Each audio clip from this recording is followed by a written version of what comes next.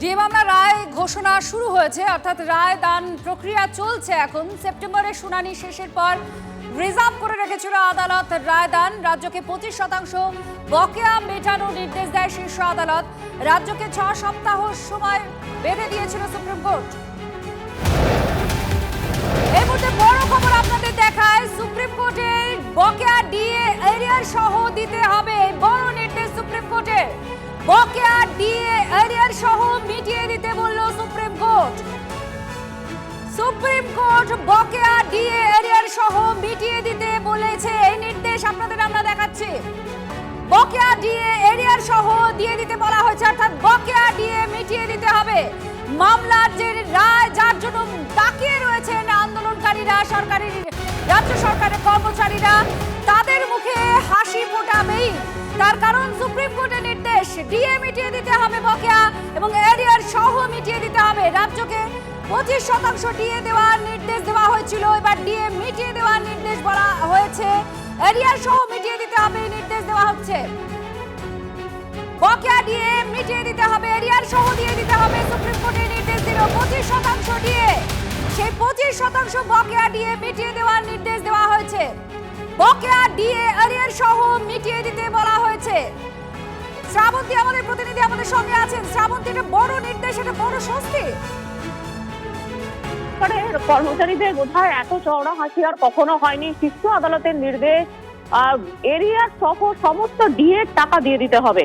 একটা কমিটি গঠন করে দেওয়া হয়েছে। এই টাকা কিভাবে দেওয়া হবে সেখানে প্রাক্তন বিচারপতি যারা রয়েছেন অবসরপ্রাপ্ত, তারা এই কমিটির মাধ্যমে দেখবেন যে কিভাবে এই টাকা দিতে হবে। ইমিডিয়েট টাকা দেওয়ার কথা বলা হয়েছে। 31শে মার্চ 2026, অর্থাৎ মাত্র 1 মাস সময় আছে। এই 31শে মার্চ 2026-এর মধ্যে 25% যে ডিএ সেটা দিয়ে দিতে হবে। এর আগে এই 25% ডিএ দেওয়ার কথা রাজ্য সরকারকে জানিয়ে দিয়েছিল শীর্ষ আদালত, কিন্তু তারপরও রাজ্য সরকার টাকা দেয়নি। সেই টাকাটা 31শে মার্চ 2026-এর মধ্যে দিতে হবে। 15ই মে 2026-এর মধ্যে বাকি যত বকেয়া টাকা আছে সেটাই দিতে হবে। এই বকেয়া টাকার ভাগটা কিরকম ভাবে হবে এই বিচারপতি তারা দেখবেন, কমিটিতে অন্যান্য মেম্বাররা রয়েছেন তারা দেখবেন। একই সঙ্গে এরিয়া সহ বাকি টাকাটা পুরোটাই দিতে নির্দেশ দেওয়া হয়েছে। অবসরপ্রাপ্ত, এই মামলা শুরু হয়েছিল 2016 সালে। সেই সময় যারা এমপ্লয়িজের মধ্যে ছিলেন তারা এখন বর্তমানে কয়েকজন অবসর নিয়েছেন। তারা পেনশনভোগী যারা রয়েছেন তারাও এই এরিয়ার সহ টাকা পাবেন। এক কথায় বলা যেতে পারে রাজ্য সরকারের পক্ষে যেরকম ভাবে এর আগেও নির্দেশ দেওয়া হয়েছিল কলকাতা।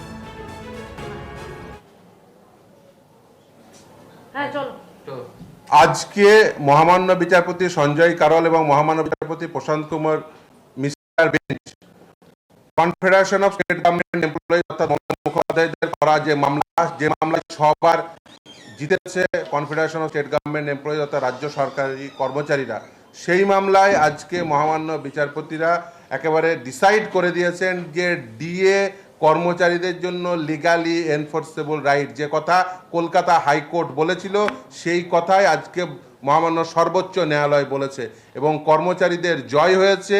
এবং অলরেডি 25% এরিয়া ডিএ যেটা দেওয়ার কথা অন্তর্বর্তীকালীন নির্দেশ হিসেবে দিয়েছিলেন, আজকে বলেছেন 31শে মার্চের মধ্যে সেটা মিটিয়ে দিতে, এবং একটি কমিটি তৈরি করে দিয়েছেন।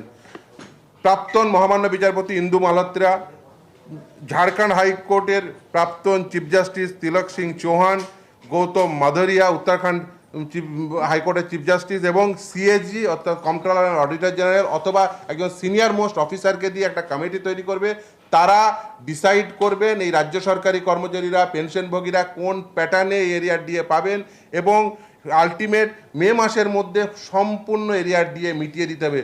2008 সাল থেকে 2019 সাল পর্যন্ত যে এরিয়ার ডিএ যেটা ক্যালকুলেশন করতে হবে, ডিএ এআই সিপিআই অনুযায়ী ক্যালকুলেশন করে কর্মচারীদের সম্পূর্ণ ডিএ মিটিয়ে দিতে হবে। অর্থাৎ যে কর্মচারীদের পক্ষ থেকে যে কথা প্রথম থেকে বলে আসছিলাম, এই 2016 সাল থেকে যে লড়াই শুরু হয়েছিল, 2016 সালের নভেম্বর মাস থেকে আজকে 2026 সালের 5ই ফেব্রুয়ারি সর্বোচ্চ ন্যায়ালয়ে সেটাই প্রতিষ্ঠা পেল। এখনই 25% ডিএ দেওয়ার নির্দেশ সুপ্রিম কোর্টের। সুপ্রিম কোর্টে ডিএ মামলার রায় সেপ্টেম্বরের শুনানি শেষে রায় রিজার্ভ করেছিল আদালত। রাজ্যকে 25% বকেয়া মেটানোর নির্দেশ দেয় শীর্ষ আদালত। 6 সপ্তাহ সময় বেঁধে দেওয়া ছিল সুপ্রিম কোর্টের তরফে, তবে নির্দিষ্ট সময়ের মধ্যে বকেয়া দিতে পারেনি রাজ্য। বকেয়া ডিএ দিতে আরো 6 মাস সময় চায় রাজ্য সরকার।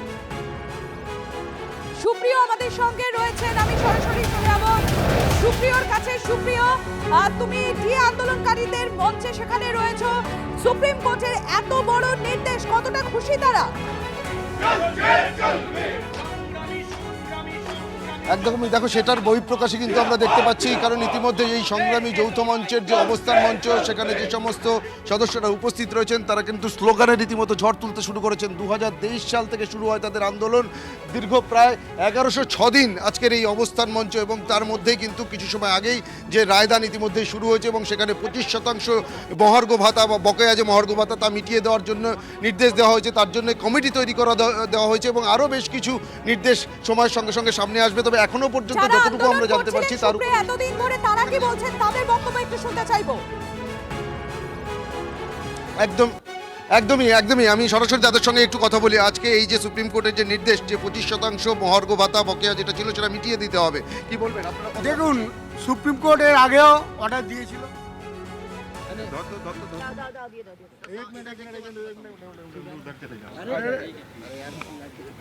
হ্যাঁ, আচ্ছা, কি বললো সুপ্রিম কোর্ট আজকের রায়? আজকে সুপ্রিম কোর্টের ঐতিহাসিক রায়।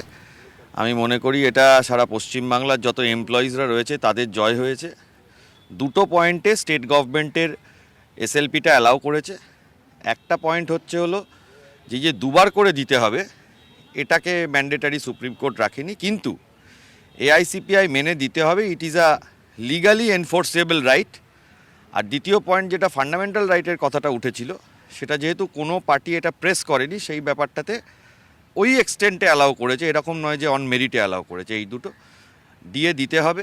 25% যে ডিএটা দেওয়ার যে ইন্ট্রিম অর্ডার সুপ্রিম কোর্ট দিয়েছিল, সেটা 6 মার্চের মধ্যে কার্যকর করতে হবে রাজ্য সরকারকে। In the mean time supreme court একটা কমিটি করেছে যে বাকি যে বকেয়া ডিএ 1 এপ্রিল 2008 থেকে 31 ডিসেম্বর 2019 পর্যন্ত, সেটা ইন্দু মালহোত্রা, তালক সিং চৌধুরী, গৌতম বাদুরিয়া আর controller and auditor general of ইন্ডিয়ার একটা কমিটি সেটা দেখবে। বিশেষ করে যেটা স্টেট গভর্নমেন্ট বারবার তুলছে, ফিনান্সিয়াল ক্রাইসিস, যে কারণে দিতে পারবো না, তারা সেই ডিটেলসটা দেখবে, দেখে সুপ্রিম কোর্টের কাছে রিপোর্ট করবে। 15 মে এটার কমপ্লায়েন্সের জন্য সুপ্রিম কোর্ট আবার এই মামলাটা দেখবে। তাহলে অবসরপ্রাপ্ত কর্মচারীদেরও তো, এবং সেখানে কি কেন্দ্রের হারে বকেয়া দেওয়ার কি কোনো কথা? তাহলে ফাইনালি কি যে আবেদনটা করা হয়েছিল সেটা কি মান্যতা পেল? সেটা মান্যতা পেল আমাদের মতে, কারণ হলো AICPI all India consumer price index যেটা, সেটার উপরে বেস করে ডিএটাকে দিতে হয়। কেন্দ্র সরকার দিয়ে আসছে এবং রাজ্য সরকারকেও সেটা দিতে হবে, কারণ সেটা রোপা রুলস 2009 এক্সিস্টিং ইমলিউমেন্টসের মধ্যে সেই ফর্মুলাটা যেটা যেভাবে ইন্ডেক্স অ্যাভারেজ তৈরি হয় সেটাই দেওয়া আছে। সেই জন্য রাজ্য সরকারকে এটা মানতে হবে। এই এক্সটেন্টে সুপ্রিম কোর্ট আজকে এই রায় দিয়েছে। বড় নির্দেশ, বকেয়া ডিএ নিয়ে বড় নির্দেশ শীর্ষ আদালতে সুপ্রিম কোর্টের। বকেয়া ডিএ এরিয়ার সহ দিতে হবে। অবসরপ্রাপ্ত বিচারপতিদের নিয়ে কমিটি গঠনের নির্দেশ দেওয়া হয়েছে। কোনো মতেই ডিএ দিতে দেরি করা যাবে না, স্পষ্ট নির্দেশ সুপ্রিম কোর্টের। কেন্দ্র রাজ্যের বর্তমানে ডিএর ফারাক 40%। আপনারা জানেন, রাজ্য সরকারি কর্মচারীদের বহুদিনের এই আন্দোলন, এরিয়া সহ বকেয়া ডিএ মেটানোর নির্দেশ সুপ্রিম কোর্টের তরফে। ভাস্কর ঘোষের সঙ্গে আমরা আবারও যোগাযোগ করতে পেরেছি। ভাস্কর বাবু, বড় নির্দেশ সুপ্রিম কোর্টের, এতদিনের আন্দোলন, সেই আন্দোলনের স্বীকৃতি, বকেয়া ডিএ মেটানোর নির্দেশ দেয়া হলো। সেই আমরা যে উৎসাহ, তার মানে একদম উৎসর্গ করছি। আমাদের যে বিশেষ করে কর্মচারী সমাজ যেভাবে আমাদের পাশে এসে দাঁড়িয়েছে, অনেক সংগঠনও আমাদের পাশে এসে দাঁড়িয়েছে, তাদেরকেও অভিনন্দন। বকেয়া ডিএ এরিয়া সহ দিতে হবে। আপনাদের জানিয়ে রাখি এই মুহূর্তের বড় খবর যে 25% ডিএ মেটানোর নির্দেশ দেওয়া হয়েছিল সুপ্রিম কোর্টের তরফে। সেই 25% ডিএ 31 মার্চের মধ্যে দিয়ে দিতে হবে, এবং বাকি যে পরিমাণ ডিএ রয়েছে সেই ডিএ এরিয়ার সহ 15 মের মধ্যে মেটানোর নির্দেশ রাজ্যকে। এই মামলায় যে ঐতিহাসিক রায় হয়েছে, সেই রায়ের জন্য আমরা মহামান্য সুপ্রিম কোর্টকে যেমন কৃতজ্ঞতা জানাই, তেমনই কর্মচারী সমাজ যারা এই দীর্ঘ 10 বছর ধরে, 11 বছরে মামলাটা পড়েছে, আমাদের সঙ্গে ছিলেন, তাদেরকেও আমরা অভিনন্দন, কৃতজ্ঞতা জানাই। আপনি যে প্রশ্নটা করেছেন, মাননীয় মুখ্যমন্ত্রী যখন বিরোধী নেত্রী ছিলেন, তিনি বারবারই বলতেন যে সরকার ডিএ দিতে পারে না সেই সরকারের ক্ষমতায় থাকার অধিকার নেই। কিন্তু দুর্ভাগ্যের বিষয় যে তিনি ক্ষমতায় আসার পরই ডিএ বাদ দিন, কর্মচারীদের সমস্ত ট্রেড ইউনিয়ন এবং গণতান্ত্রিক অধিকারগুলো কেড়ে নিলেন। আজকে 40% ডিএ বকেয়া, কেন্দ্র এবং অন্যান্য রাজ্যের সরকারি কর্মচারীরা 58% ডিএ পাচ্ছে, আমরা 18% ডিএ। এই মামলাটা কিন্তু আমরা এই কারণে করিনি যে ডিএ বাবদ কিছু টাকা পাবো। এই মামলাটা করেছিলাম আমরা 3টে কারণে। 1 নম্বর হচ্ছে 2016-এ আমরা যখন মামলাটা করেছিলাম, মমতা ব্যানার্জির নেতৃত্বাধীন সরকার এতটাই কর্মচারী বিদ্বেষী হয়ে উঠেছিলেন যে উনি প্রশাসন এবং শাসক দলের সমর্থক সংগঠন এবং পুলিশকে কাজে লাগিয়ে প্রতিবাদী বা কর্মচারী আন্দোলনকে একদম ভেঙে দিতে চাইছিলেন। তার বিরুদ্ধে আমরা এবং সেই কমিটির সাথে আমরাও যাতে বসতে পারি তার আবেদনও করব আমরা মামলাকারী সংগঠন হিসেবে, এবং আমরা আমাদের তথ্য তুলে ধরবো যে সরকারের আর্থিক স্বাস্থ্য মোটেই খারাপ নয়, বরং দেওয়া যায়। এতগুলো দাবি আপনারা রেখেছিলেন, মানে ডিএর পাশাপাশি আপনাদের তো আরো অনেকগুলো দাবি ছিল, সেই দাবিগুলো কি নিয়ে আগামী দিনে আপনারা কিছু ভাবছেন? অবশ্যই ভাবনা বলতে বিধানসভা ভোটের আগে সেই সব দাবি নিয়ে তীব্র লড়াইয়ে আমরা যেতে চলেছি, এবং এটাও মনে করি যে এই যে 25% দেওয়ার অর্ডার হয়েছে সেটা কর্মচারী সমাজ পথে না নামলে পরে এই 25% তারা পাবেন না, এটাকে পরিষ্কার করে তারা জেনে নিন। এর আগেও তো একটা ইন্টারিম অর্ডার হয়েছিল, কিন্তু সেটা কার্যকর হয়নি। এবারে এটা কার্যকর হবে বলে আশা রাখছেন? এবারে একটা কথা বলে দিচ্ছি, 31শে মার্চের মধ্যে ঘাড় ধরে সরকারকে মানাতে বাধ্য করবে।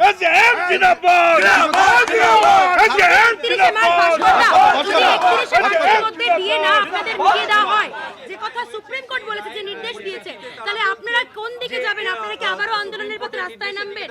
এই রাজ্যে মানে সুপ্রিম কোর্টের কোন রায়টাকে মানা হবে আর কোন রায়টাকে মানা হবে না সেটা কিন্তু যে রায়টার ক্ষেত্রে মমতা ব্যানার্জির সুবিধা হয় সেটা মানেন, যেটার ক্ষেত্রে অসুবিধা হয় সেটা মানেন না। মানে এই ট্র্যাডিশনটা উনি চালিয়ে যাচ্ছেন, তা এই ক্ষেত্রে অসুবিধা হবে আমরা খুব ভালো করেই জানি, এবং এই রায় মানার জন্য কোনো রকম কোনো তদবির তিনি করবেন না বা মানে সদিচ্ছা দেখাবেন না, সেটুকু বিষয়ে নিশ্চিত।